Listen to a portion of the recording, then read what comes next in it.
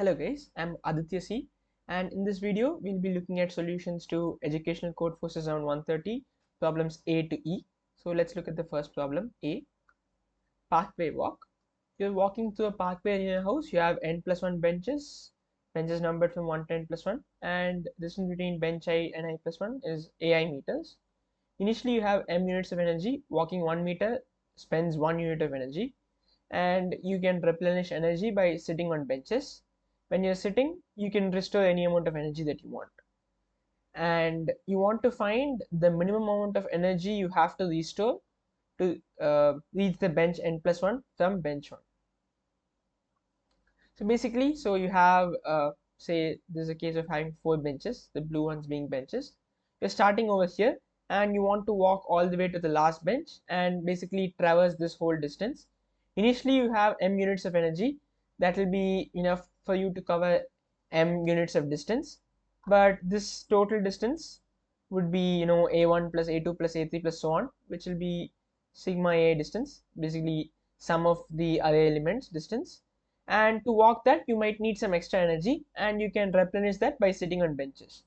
So one easy way to do this would be, I'll just find the total distance I need to walk, which will be sigma a. Let's say I call it sum s. Now if the energy that I have m is more than the sum, then I know I don't need any excess energy. With the amount of energy I have itself, I can walk the whole distance.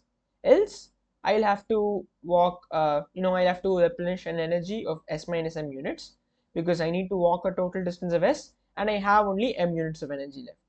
So if m is greater than s, I need to replenish 0 units of energy. The amount of energy I have in my body is enough to walk the whole distance. Else I can just sit on bench 0, take in s minus m units of energy. That will make my total energy s, and that will be just enough for me to reach the last bench. So by the time I reach the last bench, my energy would become 0. So if you look at the code to this, that will be very simple as well. So we get in inputs the number of gaps that we have, so that is n. So here n plus 1 will be equal to 4. So I get in inputs n and m, and in a vector I collect the input gap distances and I add all of them and save them in a variable sum. I find out sum minus m, which is basically s minus m. So if s minus m is positive, that means I need to get energy. Else if s minus m is negative, I need 0 units of energy. So just take answer to be max of 0 comma sum minus m, and I output that. So it's a simple question. Total distance I need to walk is sum. If I have enough energy to walk that distance, I need 0 extra energy. Else I'll have to get sum minus m amounts of energy. And that's the solution to problem A. So the next problem that we have is problem B, promo. You have a store selling n items. The price of the ith item is pi.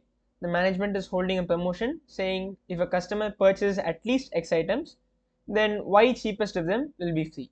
Management has not yet decided on the exact values of x and y, so they give you Q queries saying we'll give you the values of x and y. Find out what is the maximum total value of items that a customer can get for free. So basically, what will be the max sum of the y cheapest goods prices, and the customer makes only one purchase. So yeah. So now let's go through an example. Let's say the store items that we have are 5, 3, 1, 5 and 2, and x equal to 3, y equal to 2. So now we want to maximize the price of the y items being given for free, and the items that we give for free are the cheapest among the items that we choose to purchase. So in that case, to maximize the items that we get for free, we need to buy the most expensive items in the shop, because only then we can get the cheapest of the most expensive items. So let's first sort the given array in descending order, 5, 5, 3, 2, 1. Now let's say we buy 3 items, x equal to 3. I need to buy at least 3 items to avail the discount. So let's say we buy 3 items. If we buy 3 items, the 2 cheapest of those will be given for free. So 5 and 3 will be given for free. Suppose I buy more than 3 items, say I buy 4 items, then the cheapest out of those will be given for free. So 3 and 2 are being given for free now. So this is not a good deal for us, because 5 and 3 is better than 3 and 2. So from this we can see that I need to buy exactly x items to get the most priciest y items for free. So we need to buy exactly x items, not more than that. If we buy more than that, the price of the cheapest item will decrease and the maximum amount we get will decrease. So we buy exactly X items. For the first X minus Y items, we have to pay from our own pocket, and for the next Y items, we will get for free. And this will be the maximum that we can do, since we have to buy at least X items, so we have to buy at least these, and out of those we get only the Y cheapest items for free. So this will be the best that we can do. Now that we know we need to buy some, what we'll get for free will be item number X minus Y plus 1 to item number X. I'm assigning item numbers after sorting the array in descending order. So we know that the X minus Y plus 1 to X good when sorted in descending order, these are the goods that we'll get for free, and the sum of elements from here to here will be the maximum total value of items that we will receive for free. But then we are getting order of 210 perfect queries, so we need to be able to find this sum in a very short time. We can't do it in O of n time, because if we do it in O of n time by manually adding the elements, then that will take us O of nq time, and that is not feasible. That is not a feasible time complexity for this question. So I know that I have a starting index and an ending index, and I want the sum of elements, all the elements within that range. So what I can do is I can maintain prefix sums for this sorted array. So with prefix sum, what I mean is P of I will store the price of the first I expensive items. So for example, P of 3 will be 5 plus 5 plus 3, that will be 13. P of 2 will be 5 plus 5, which is 10. P of 4 will be 5 plus 5 plus 3 plus 2, which is 15, and so on. So now, once I have the P array with me, the price of the items that I'll get for free will be this total sum minus this sum. So this sum will be P of X, because that is a sum of the first X items, and this sum will be P of X minus Y. So P of X minus P of X minus Y will give me the sum of all items in this range. Now how I can calculate P of I? I can do that by doing this recursive formula, P of I equal to P of I minus 1 plus A of I. The price of the first I goods will be price of first I minus 1 goods plus the good AI. So if we look at the code to this question, first we get the prices array from the user, and then we sort it in descending order. After sorting, we compute this prefix sum array, which I have denoted by A over here. And once we get queries, we get the starting and ending index, and based on that we do A of X minus A of X minus Y. This is what I'm doing here. Note that I am taking an array of size n plus 1, because the sum of first 0 goods is 0. So for that case, I'm maintaining A of 0 to be 0, and A of I plus 1 will be A of I plus P of I, since for this goods array, for the items array, indexing is done from 0, but for A I'm doing indexing from 1. So the sum of the first I plus 1 items will be the sum of the first I items plus the ith index item in the array, and the ith index item in the array will be item I plus 1 because of indexing. Essentially, A of I holds the price of the first I items when sorted in descending order, and that's the solution to problem B. So let's move to problem C now. Awoo's favorite problem. You're given two strings S and T, both of length n. Each character in the string is A or B or C. In one move, you can do one of the two operations. Either take an occurrence of AB and make it to BA, or take a BC and make it to CB. Given that you're allowed to do any number of moves, can you change string S to make it equal to string T? So first let's look at an example. So let's say we have string S to be AAB and T to be ABA. And to check whether they're equal, let's say we pass them from left to right. So we have AA same character. Now we have ABBA. We can do a swap over here, this move, and both strings will become equal. Let's say instead of AAB, I had AAAB, and I want to make it ABAA. So in this case, what can I do? I can take this B, swap this AB first, then that will make it BA. Now swap this AB, and that will make it BA. So that will give us effectively ABAA, ABAA. So both match. So whenever you have a bunch of A's followed by a B, because I can make every AB to a BA, this B can kind of float around here and go anywhere. So AAAB can become AABAA, or it can even become BAAA, right? Because this B can always move to the left by doing AB to BA move. Similarly, when we have BC, or when we have two B's followed by C, this C can move to the left by swapping with a B. So when we have an ocean of B's followed by C, this C can go anywhere as long as it has only B's to the left, right? So right now let's just focus on moving a character from right to left and not from left to right. So whenever we require a B and we have something like A is followed by B, I can take that B and bring it to the front. And similarly, when I have a C in T but I don't have a C here, I can do BC to CB and bring this C to the left. So when all can I do this? I can do this when I require a B, but then I have A's followed by B's, right? Or so even if I have something like this, so if I have AABB and I want ABBA, I can first swap this, that will give me BA, then I'll swap this, that will give me BA, so I got ABBA. So whenever I require more B's but I have more A's in front, then I can take the B's from backside and bring it front. Suppose string S was BA and I want AB, I can't do a swap here because I can only swap an AB to a BA and not a BA to an AB. So I should be requiring B in T and I should be having A in S. In that case only I can do the move that I have. Similarly, I should require a C and have a B. If this doesn't happen, I can't do the swapping method. So only for these two pairs, having AB and having BC, I can do this move, and that too only when I have many B's followed by C or many A's followed by B. So in this method of finding the B to the right and swapping that we discussed right now, like let's take another example to understand it. So let's say we have AAA BBB in S and let's say T was BBB AAA. So now in this case, first I have an A but I require a B. Because I have an ocean of A's, I can move to the right and take this B and bring over here. So that will lead to swap like this, B A A B.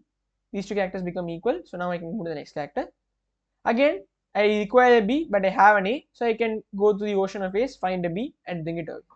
Suppose I had a C over here like this, I can't do this because I can only swap AB to BA, I can't swap CB to BC. So again, like I go right side, find a B, swap it. Similarly, whenever I encounter an AB pair, I go to the right, if I can find a B, I swap it. Note that for every character, it could be that the B's are at the end of the string, so I might have to go to the end of the string to procure a B. So it could take O of n operations just to find a B for a given position. So for each mismatch, for each AB mismatch, I might require O of n time, and that might lead to a total time complexity of O of n square. Like in this case, if I have AA BBB and I want to get BBB AA, for the first half of the string, I have to go and procure the B's on the right side. So that will take us O of n time for each procurement. So now, can we do better? Can we, maybe write an O of n algorithm? So yeah, we can do. So for that, we can maintain the concept of deficit. So note that we are doing this, going and finding a B when we have a deficit of B in S. So right now, if I require a B and I don't have a B, I go to the right and I find a B. Instead, what I can do is I can just have a deficit counter. Let's say I have this deficit counter, and whenever I have a deficit of B, I just count over here, right? And I just increase deficit by 1. And whenever I get an excess B on the right side, so let's say like my S is AAB and I require BAA. So here what I'll do is, so I have a A but I require a B. So I will set state to I require B state. So I'll maintain two variables, state and deficit. So in state I'll say, guys, now I require B. So I'll call the state require B state, and deficit is 1 because I require 1B. And then I have AA, so I match this AA, and then I go to B. Now I have BA. So I have B in S and I have A in T. So now I can take this B and bring forward over here. Essentially, it would essentially look like swapping these two characters, and that will bring our deficit back to 0. So I can again set deficit back to 0, and I can change my state from hey I require B state to hey everything is match state. So initially when I have S and T, when I'm going to start passing S and T, I can be in the state, let's say I call it state 0, and state 0 means so far what I have seen in S and T, both are equal. That's what state 0 will mean. and let's say I have A, and here let's say I have A, B, right? So in this case, what I will do is A match. So I'll remain in state 0 because everything is matched so far. Again, A match, I'll remain in match so far. Now I encounter AB. So T has a B, but S has an A. So if I encounter this AB pair, what I'll do is, okay, now I am in deficit mode. So I'll go to state 1 saying I require B's. So state 1 is B deficit state, and number of B's I require is 1. And let's say maybe this was also a BA, not a B, sorry. Let's maybe change the string to this. Say it's like this again, AB and then BBA over here. Right? Let's say we were like this. Now we're in state 1, I require B state and deficit is 1. So I have passed this as well. Now I again encounter AB and I am already in deficit B deficit state. So this increased deficit by 1 saying, hey, I need one more B. Maybe I'll get both the B's later, right? And I do this. Now I have a BA, which means I have an excess B and I have an A. So I can take this pair and I can just swap this B over here to bring this B over here, and this I'll get this B and A combination over here. So I can reduce deficit by 1 because this AB pair has been nullified by this BA pair. So deficit becomes 1. Similarly, I again encounter BA. So now deficit becomes 0. And once deficit becomes 0, state becomes 0. Because now, I have made enough moves to make S and T to be equal. Now, instead of having the strings like this, let's do Control Z. Right? So let's say I had it like this. Instead of having AA, let's say I had a C over here, and then I had this BA. So here, this BA pair which neutralizes this AB pair is now separated by a C. Now note that we can push this B to the left only when we had an ocean of A's in front, only when we had continuous A's in front. Here this C is interrupting. So I require B state after processing this, and then I see a C. So because of this barrier, I can't move any B that comes to the right. So because I can't move and I am in deficit state, so I say that, hey, I cannot make string S to string T because whatever B I require, I can't move it over this barrier. And similarly, I will also have a state 2. You know how we had for A's and AB pairs, we can also have the same thing for the BC pair. Like suppose we had, BBC and I had to make it CBB. In that case, initially I'll be in state 0. Once I encounter this BC pair, I will go to state 2 now. State 1 indicated I am in deficit of B's. State 2 indicates I am in deficit of C's and I had B over here. And deficit is 1. Now BB is equal. As I can transfer C over B's, I'm fine. And even if I have a C over here, that's fine, right? Because I can transfer this C over here to B, that is fine. So now if I encounter a CB pair to nullify that, I will reduce my deficit again because I can take this C and bring it forward here. And once my deficit becomes 0, I can go back to the state of, hey, I am done with all my deficit state. So let's look at the code to get more clarity in this. So after getting the strings, I am having two states, two variables, state and deficit. State 0 means, so far until this character, S and T have been equal or have been made equal using moves. Deficit indicates, the deficits in terms of B or deficit in terms of C based on what state I am in. So for I equal to 0, I less than I plus plus. So if I am in state 0, which means so far things have been equal, like, so far I have been able to match things properly so far. And say I encounter an A in S and T in B, that means I am encountering a B in T, but I don't have a B so far in S. That means I'm going to state 1, I require B state and I increment deficit. Similarly, if it happens that I require C and I have a B, I can get a C from the right side using this move. So I set state to 2 and I increase deficit by 1. Or, so far the strings have been equal and it is neither this case nor this case. Maybe it was a case, I had an A in S and a B in T. No, not this. This is rectifiable. Let's say I had a B in S and A in T. In this case, I can't bring an A from the right side. And because I can't bring an A from the right side, that means I can't match S and T. So I'll just output no. Now, if I am in state 1, if I get a BA pair to nullify it, I will reduce deficit. and if deficit becomes 0, that means I go back to state 0, things are all equal. Or if I encounter equal characters and it's not a barrier character, if it's not a C, then I'll just continue. Else if it is, I encounter I require a B again, but I have an A, like we saw in the case of AA, this case, AA BBB case. So we saw that there were first this pair of AB increases deficit, then this pair again increases deficit by 1, this pair again increases deficit by 1, and these three pairs decrease deficit by 1 each. So I can even have deficit increasing, which later may be decreased to 0. And if none of these three happen, then I can't make S to T. And we can do a similar analysis for the BC case. And finally, after passing both S and T, I should enter state 0, because state 0 means I was able to match S and T so far.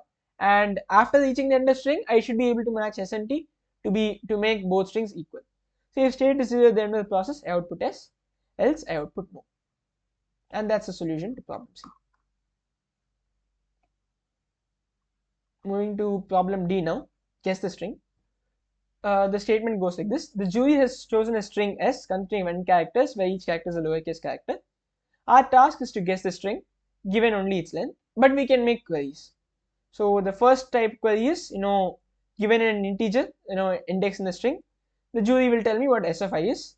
The second thing is, I'll give a range to the jury, and the jury will tell me the number of distinct characters in that range. We are not allowed to ask more than 26 queries of first type and no more than 6,000 queries of second type. And we need to restore the string S. So now, if we can see that the number of queries of type 1 are restricted to 26. So let's say the string that we have is A to Z, right? Or let's say it's a permutation of A to Z, meaning A to Z, but letters rearranged. In that case, without querying each letter, without querying each index, I can't find out which letter is which, right?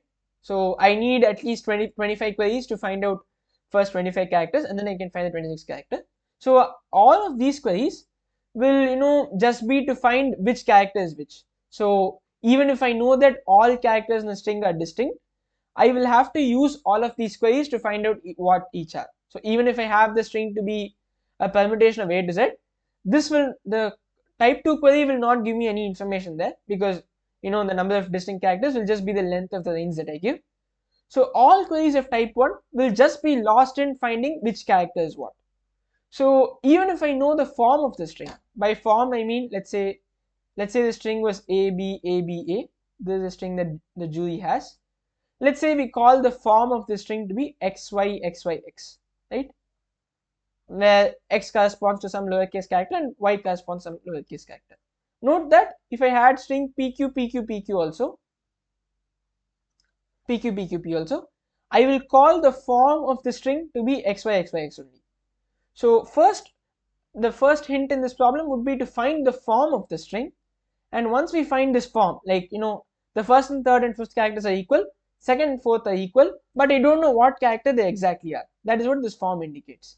Once I find the form, I can use the query of type 1 to find out what X is and what Y is. So using query 2, we can find out the form of the string, and then using query 1, we can find out what this capital letter corresponds to the actual small character. So now, how can we find the form of the string? That is a question that we have. Let's maybe take an example. So let's say the string that we have is A, B, C, A, C, right? This is a string that the jury has. So I want to find the form of the string. So for the first letter, I'll randomly, arbitrarily assign capital A, to say this is some letter, right? The capital A may correspond to some lowercase letter, which we don't know, but we can find that out by using query 1, right? Now what I will do is, I will query range 1 to 2. I'll ask the jury, like, okay, is the number of characters, what is the number of distinct characters? If the number of distinct characters, increases, so initially it is 1 distinct character. If I give a query in this range and it increases to 2 characters, that means I have a character that I have so far not seen. So initially I just had this, and now when I expand to this and I get the query output to be 2, that means I'm encountering a new character. So I'll assign that new character capital B. I don't know what capital B actually corresponds to. Here it corresponds to small b in the example, but it could have been Q or some character, right? But it corresponds to capital B. Let's just call it capital B for now. Now, Again, after doing this, so I query the third thing over here, and the number of distinct characters increases to 3. So it means I have a new character coming in the string, so I'll put it capital C. Now, after doing all this, after this, I go to the fourth position, right? In this, the number of distinct characters is 3. So the judge will output 3 to me. But I don't know what character among capital A, capital B, and capital C it is, right? So I have to find out what character among capital A, capital B, and capital C it is. Now, how can I do that? What I can do is, one is, to do a range query like this continuously and somehow try to use that. So what I will do for this is, I will store the last position of every character. For example, like let's say I have passed till this, then the last occurrence of capital A is 1, the last occurrence of capital B is 2, the last occurrence of capital C is 3, and I will store this in a vector, right? So a vector of pairs. So the vector will be having elements like this: 1 comma A, 2 comma B, 3 comma C. So the last occurrence of letter A is position number 1, last occurrence of letter B is position number 2, last occurrence of letter C is position number 3. Note that this container that I have is sorted in index. So it is sorted in 1, 2, and 3, right? I am maintaining it that way. Now I see that, okay, there's a fourth character that has come into picture. So I have 3 distinct characters so far, and the last occurrence of the character A is position number 1. So the first number among the last occurrences is index 1. So when I queried from index 1 to this point in the array, I got that there are 3 distinct characters. So now let us say I omit this character A. If I omit this character A, and if this is also A, so if I query for this range, the number of distinct characters will remain the same, because the loss of this character was compensated by having an A over here. So if the number of distinct characters remains 3 even after omitting the last occurrence of this character, that means this last occurrence was compensated by the character I am in right now, right? So when I queried for this whole range, I got that there were 3 distinct characters. I removed the last occurrence of A, and after that also I got that, the number of distinct characters is 3. That means this character has to be capital A, right? Suppose this was a capital B, let's say this is B and not an A. In that case, if I had queried in this range, I would have got 2, and that makes sense because I lost an A over here, and that A is not compensated anywhere over here, so the number will decrease by 1. So now I know that this character is A. Similarly, I'll have to query for the fifth character as well. Again, I'll query for the whole range. I'll ask from 1 to 5 what happened, and this guy, the judge, will tell me it's still 3 characters. So now I have to update the last occurrence as well. So the last occurrence of A is not 1 now, it is 4 now. So I'll just push that in the vector and I'll erase this. So this is my vector of last occurrences now. Now I know that A occurred over here in the fourth position. I don't know what the fifth character is. I'm here right now and I want to know what the fifth character is. So now I'll go to this vector of last occurrences. So the first number of last occurrences array is 2. So I will leave this letter B, and excluding that I will do a query. Okay, sorry, this should be A.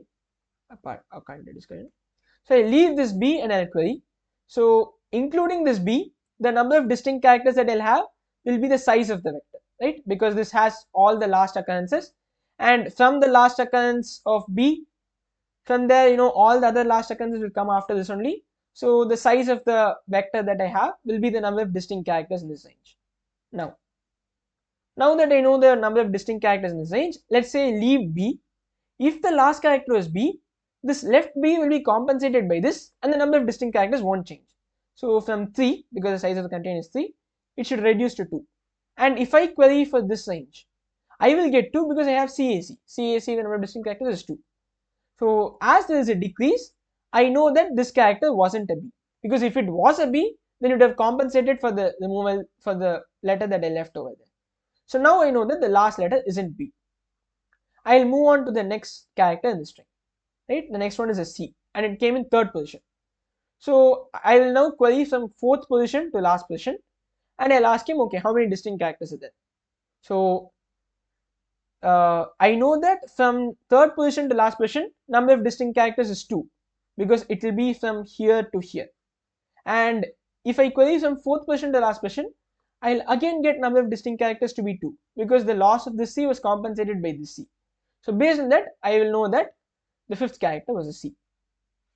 So idea is I will maintain this vector of last occurrences, and that will be sorted in index, like whichever is the first last occurrence that will come here, the second last occurrence that will come here, like that.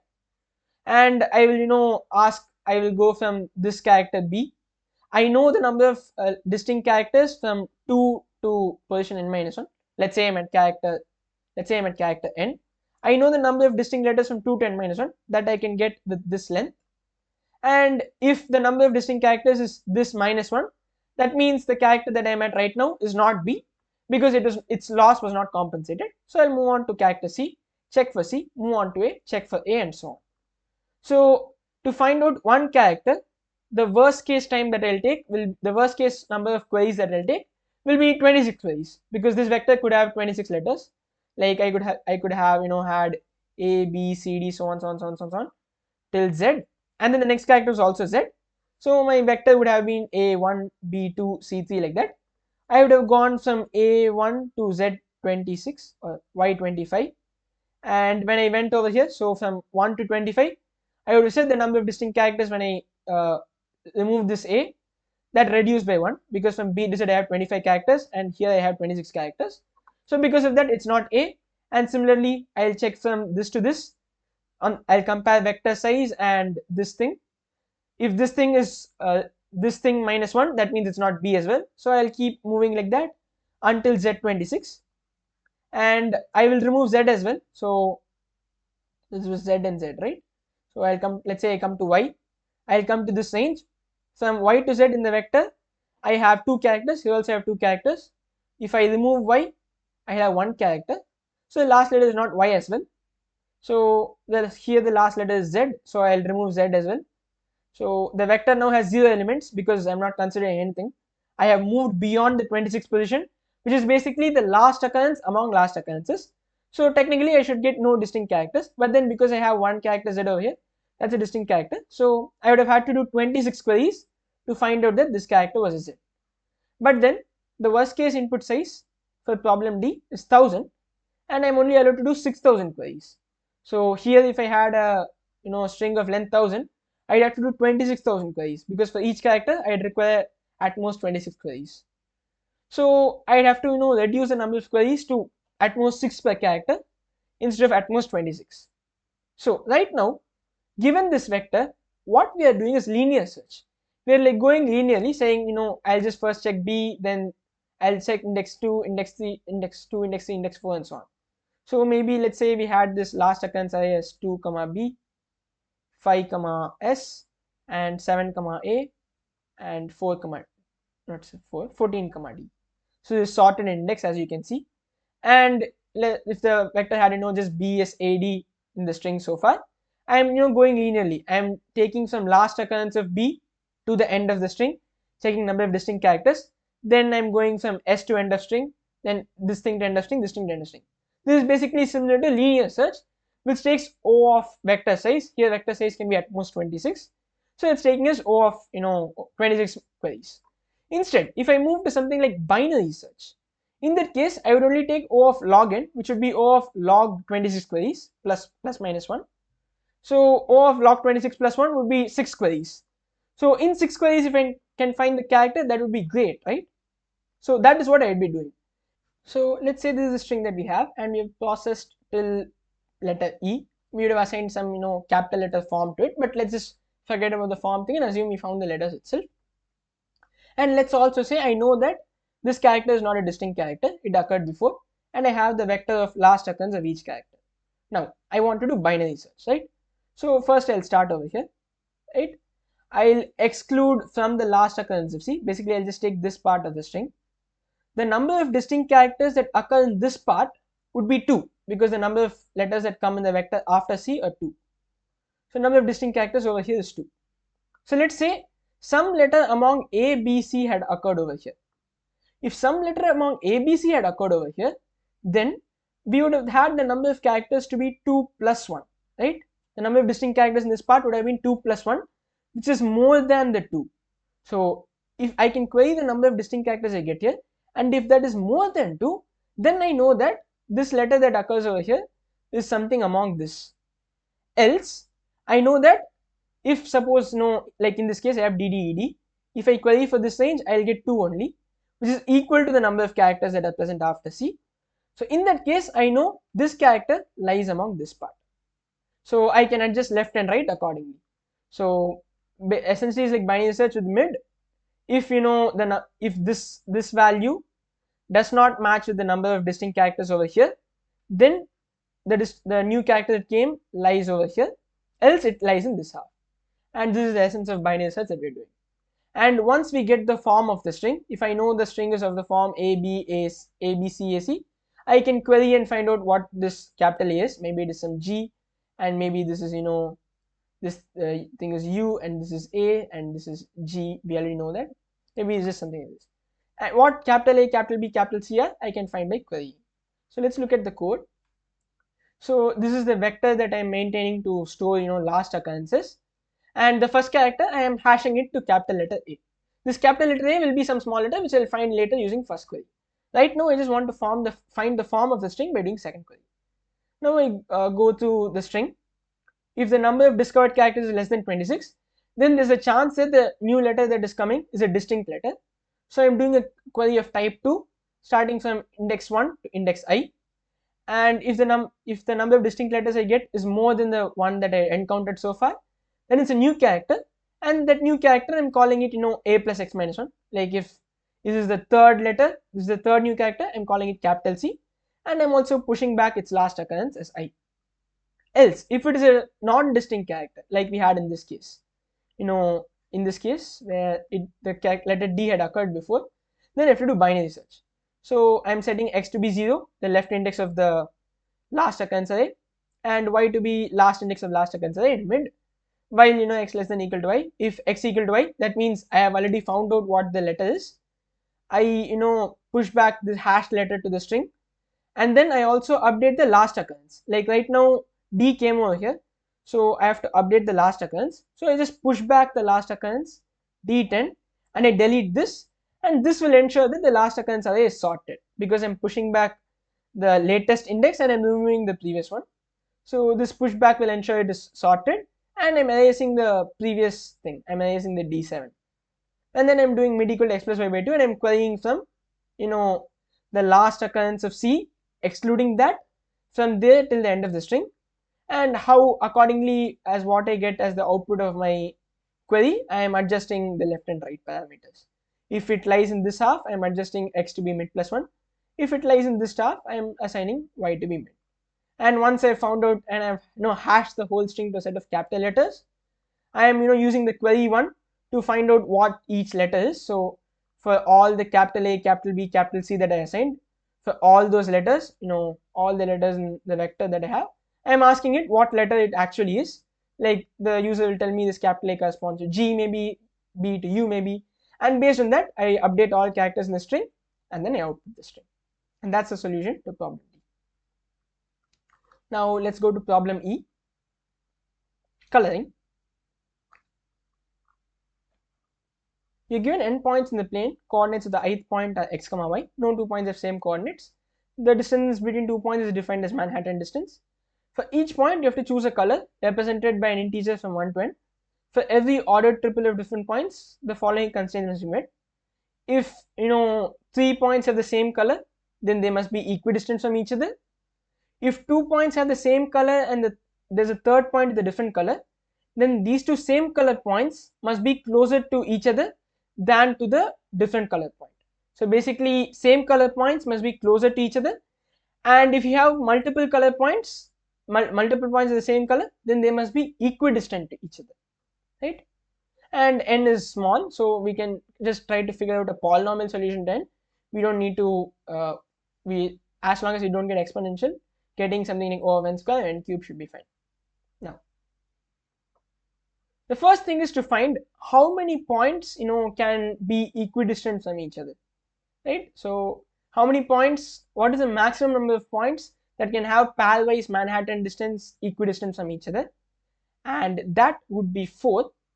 So how it is 4 is something that I leave to you guys. You can try to get a rigorous proof of that, but how we can get 4 would be something like this. This would be the case. So this would be a square, and let's say this is the x-axis and this is the diagonal. So in this case, the Manhattan distance of all 4 points from each other would be the same. And here we have a case of 3 points as well and 2 points as well. But the thing is, the max number of points that can have same Manhattan distance from each other would be 4. That is something we can keep note of. And another interesting thing that we have is, now take these 4 points. One thing is we can assign all 4 the same color, because that would satisfy this condition, right? Unless you have a point that is very close to this. Let's say for a time being, let us assume we just have these 4 points in the plane, and I can assign the same color to all of these. That is one possibility. Can I assign 2 points one color and 2 points another color? No, I can't do that, because let's say I assign color 1 and color 1 to these two. Now say I assign color 2 to this, then point 2 gets violated. If A and B have the same color and colors, there's a point with color C that is different of color A, then the same color points must be closer to each other than to the different color point. So if I color this 2, that will be violated. So I can't color these two 1 and this 2, which means I can either give all of them the same color, or I need to give all of them the different color, a different color. So I can give something like 1 2 3 4. This is fine, but I can't do like giving 1 1 2 3 or 1 1 2 2. So either I give all of them the same color or all of them the different color. And this argument will hold to having 3-point case as well. Like suppose we had a situation like this. Here also I can either do 1 1 1 or 1 2 3. I can't do a 1 1 2, right? So that is one point that we need to note. When we form a group of equidistant points, either all of them get the same color or all of them get different colors. That is one thing. Now let us look at when we can form this equidistant point same color thing. Let's say we have a case like this, and let's say we have a 4th point this, and this point is closer to this node than to these two nodes. Now I can't give 1 1 1, I can't give the same color to all these 3, because that violates point 2, because these two are closer, and say I assign a different color to this, then it violates point 2. I can't assign the same color to this as well, because these two distances are not equal. So these 3 can't have the same color and not be equidistant from each other. So we can always form groups of points of the same color if and only if they are equidistant from each other and they are the closest points to each other. Like for this point, the closest point is not this but rather this. So it can only form a group with this point. It can't form a group with these 2 points even though it is equidistant from these 2 points. So you can form groups of points of the same color only with the closest points. And let's say let me call the closest point to this to be the neighbor of this point, right? So I can only have different points to have the same color if they are the closest points to each other, and they must also be equidistant to each other. So 2 conditions: closest points to each other and equidistant to each other. So first let's look at the closest points to each other clause. Let's try to implement that. So I'm getting x coordinate and y coordinate of the points, and I'm getting input, and then I'm making a 2D array distance where distance of ij will store the Manhattan distance of these 2 points, point I and point j. And then I'm forming a vector mindist where mindist of I will store what is the closest distance of a point to that point. So mindist of I will store the closest distance of another point to point I, and neighbor of I is a vector that will store the list of all closest points. So that is what I've implemented over here. If dist is less than mindist, what I've found so far, I am updating all the neighbors and I'm updating the mindist. Else if I found a point that is at distance equal to mindist of I, then I'm pushing it to the list of neighbors of I, right? Now that I have found the closest set of points to every point, but I have not ensured that all points in this vector are equidistant from each other. But what I have ensured is, so I think this is a wrong solution. Yeah.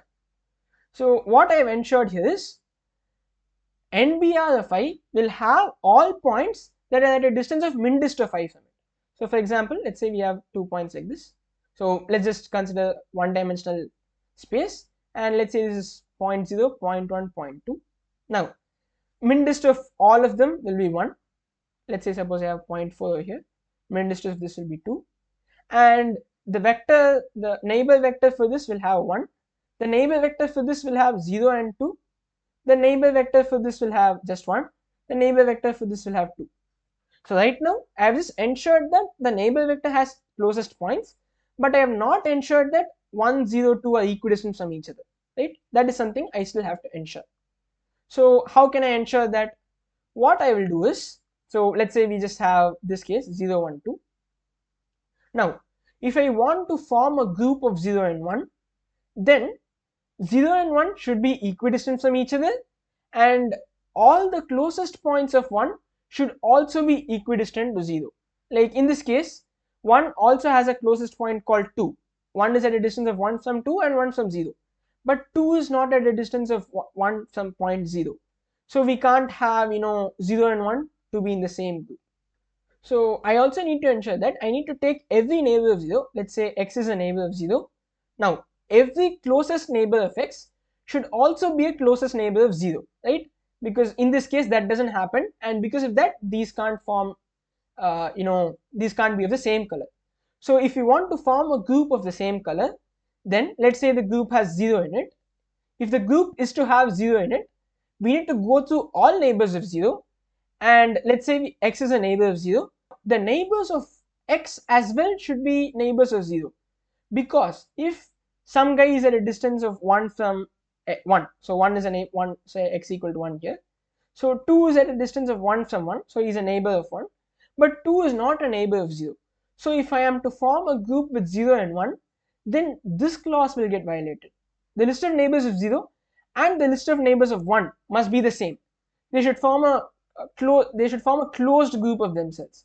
Only if they form a closed group, all of them can be neighbors. But here we don't have a closed group. 0 and 1 are neighbors, 1 and 2 are also neighbors, but 0 and 2 are not neighbors. So only if we have a closed group where, say, we have 4 points, every pair of points must be a neighbor of each other, and there must be no external guy. We can't have an external guy like this.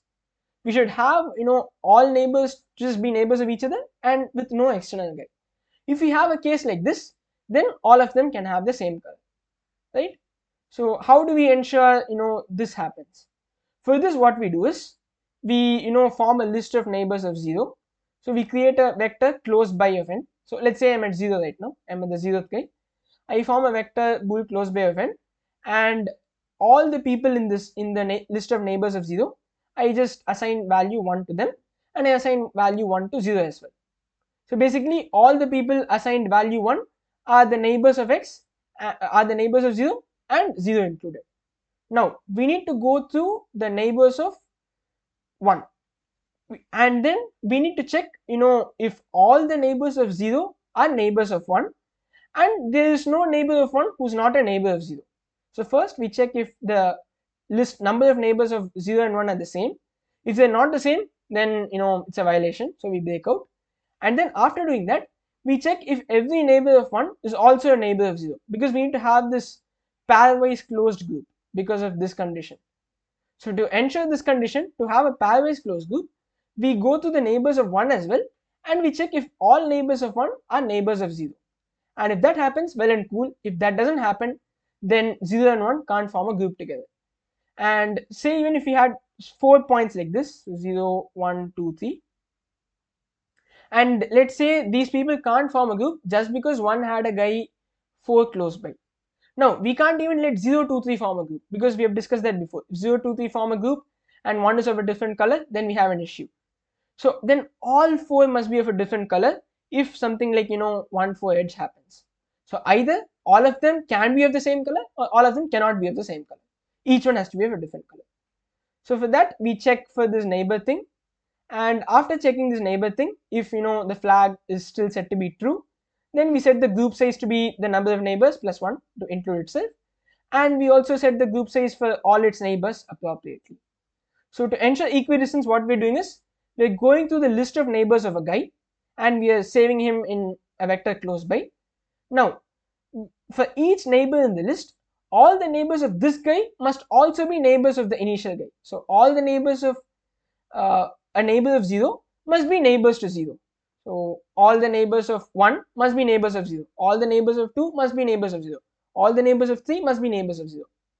To enforce that, we are going through this loop over here. And once we have enforced that, we can form these people to be a group of the same color. Note that even if they have a group like this, they can be of different color. But right now I'm just checking if they can be of the same color or not. If they can be, I am updating the group size. And now once I have formed groups like this, so there will be some people who have formed groups, there will be some people who have to be individual, there will be some people have to be of size 2 or 3 or 4, something. And then I am forming a count. I am counting the number of groups that exist. And once I've done that, so let's say we have a case like this. We have a group of 4 people and we have a group of 2 people, and then we have a bunch of single nodes, right? So in this case we have 4, 2, 3, 9 nodes, and we have one group like this, one group like this, and 3 groups having one person. Now how can we color these? For the single guys, we have no choice. We have to give them different colors. Now for this guy, we have choices. We can either give both the same color or both different colors. Maybe let's take 2 people of size 2. So we can give both same color or both different color. Same thing here, both same color or both different color. Here also both same, all 4 same color or all 4 different color. So for that, what I am doing is I am fixing the number of groups of size 2. So we have groups of size 1, 2, 3, 4, right? 1 is trivial, so I'm just fixing for groups 2, 3 and 4. First I'm fixing the number of groups of size 2 that I am going to give the same color. So here I have 2 groups.